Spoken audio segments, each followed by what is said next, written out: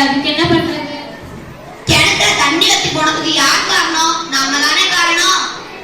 என்னக்கா மழை கிணறு வத்தி போறதுக்கு அளவுக்கு நம்ம என்னக்கா பண்ணோம்?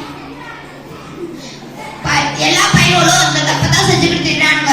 அது என்னன்னு சொல்றேன் கேளு. 10 பைசாக்கு ஒரு பொருளை வாங்கி அதை பிளாஸ்டிக் பையில போட்டு எடுத்துட்டு வரோம்.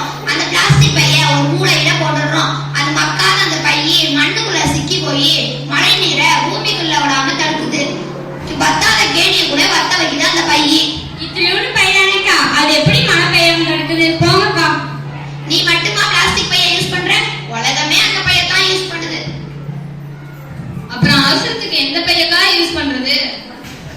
ஏன் துணி பைய யூஸ் பண்ணு, காகித பைய யூஸ் பண்ணு, கோழி பைய யூஸ் பண்ணு. பிளாஸ்டிக் பையெல்லாம் கிடைச்சதா? பிளாஸ்டிக் பொருளை மறுசுழற்சிக்கு அனுப்பணும். பிளாஸ்டிக் பொருள் பயன்படுத்துறத தவிர்க்கணும். இப்படி பல வழி இருக்குது.